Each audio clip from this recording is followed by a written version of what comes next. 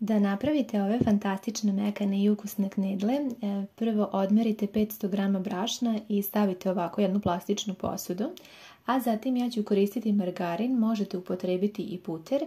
Potrebne su vam ovako dve neprepune velike kašike margarina, ja koristim ovaj sa mlekom, bude jako lepo, i jedan prstohvat soli. Ovdje sam spremila 300 ml mlake vode, znači ne ključale, i dodajem postepeno. Ukupno sam potrošila 280 ml vode na ovu količinu, tako da otprilike to je mera. Vi pripremite 300 ml pa dodajte polako i zamesite testo. Vidjet ćete do kraja kako ono treba da izgleda. Mesite ga lagano i kada testo prestane da vam se lepi za ruke, onda ste ga dobro umesili.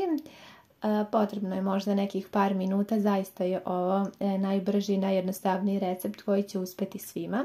Pogledajte kako je ovo testo mekano, ali ne lepljivo, zaista je fantastično. Ovako ću ga još blago premesiti pa ostaviti sa strane. Podlogu ću dobro pobrašniti sa brašnom kako mi se testo ne bi zalepilo za podlogu.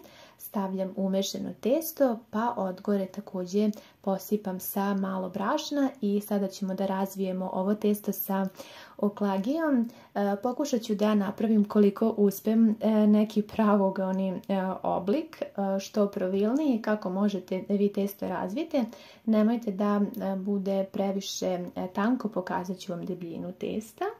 Evo, to otprilike izgleda ovako, pokušala sam što pravilniji oblik da napravim i sada ćemo preseći. Ja volim da napravim veće knedle sa šljivama, a vi sada napravite po vašem ukusu. Ja ću ovdje dobiti 12 velikih komada i evo pogledajte debljinu, znači testo ne sme da bude jako mekano da se ne bi zalepilo i da šljive ne bi ispadale. Sada uzmite ovako jednu tacnu koju ćete da pobrašnite sa brašnom i tu ćemo da ređemo naše knedle kada ih pripremimo. Ovdje imam otprilike nekih 300 do 400 grama šljiva, očistila sam ih dobro, oprala i pošto su ovo bile neke malo manje šljive, onda sam ih ja ovako podijelila pa stavljala otprilike u zavisnosti od veličine ovog kvadrata. Nemojte da stavite ni previše ni premalo, eto otprilike pogledajte kako sam ja i sada ćemo da umotamo naše knedle. Vi naravno ako imate velike šljive onda možete samo po jednu da stavljati, tako je i naravno lakše. Jako je mekano i lepo testo, a opet nije lepljivo, tako da zaista jednostavan i brz recept, a izuzetno ukusan, vidjet ćete do kraja. Napravite ovako oblik kruga. Sada sam uzela širpu, ona je otprilike 4,5 litre, malo sam sipala soli i stavila da voda proključa, a nastavljamo da pravimo naše knedle. Ovdje kod mene u mojim krajevima se zapravo kaže gumboce sa šljivama i to je neki moj naziv. I ređemo na ovu tacnu koja je pobrašnjena kako se slučajno ne bi naše knedle zalepile. I evo ja vam sada pokazujem drugi primjer kako pripremam knedle. Zaista se ništa ne lepi i veoma je sve jednostavno, tako da pokušajte da napravite. Letnje je vreme, jako je toplo i mislim da će vam se recept dopasti zato što je zaista najbrži. Ne morate onako da kuvate sa grizom i brašnom u širpi, već eto pripremite vrlo jednostavno. Ako želite što pravilniji krug, onda možete ovako malo da zamesite i to je to. Spremili smo knedle, za to vrijeme je i voda proključala i sada ćemo u tako ključalu vodu koju smo posolili. Možete ih ovako u ključalu vodu spuštati sa nekim pomagalom ili rukom, kako vam je lakše. Meni je lično lakše sa rukom. Vodu možete blago da pouljite, da stavite kap ulja, ako ne volite i ne morate. I sada ih kuvajte, smanjite temperaturu ringle na nešto niže od najjače i kuvajte ih nekih 20 minuta.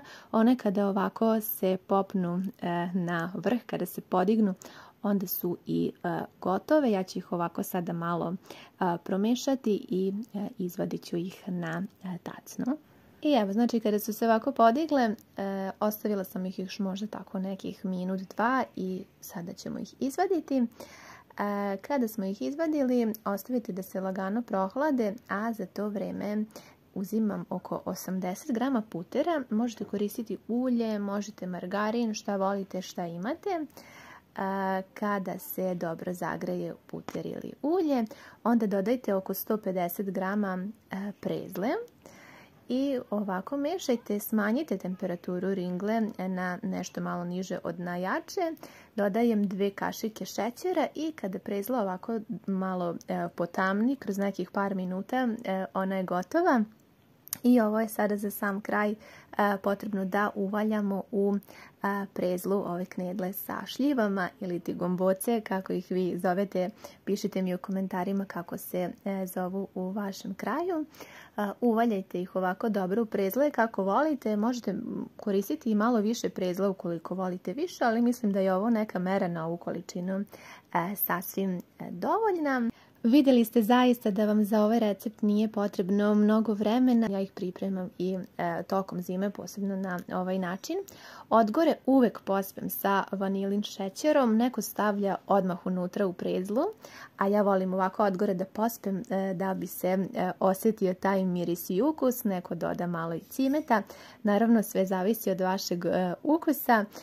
Možete naravno po volji i sada ćemo ih degustirati, isprobati i mogu vam reći da su zaista jako mekane i nemate puno osjećaj i veliku razliku sa onim koje se prave sa krompirom. Zaista mogu da prođu, vrlo su mekane, ukusne i eto moja savršena preporuka da isprobate ovaj najbrži recept. Postoji recept i sa grizom, ali mislim da je ovo definitivno najbrži recept ako želite da napravite u najkraćem vremenu i da se zasladite, onda isprobajte obavezno ovaj recept i pišite mi vaše utiske u komentarima kako vam se dopao, da li ste ga isprobali.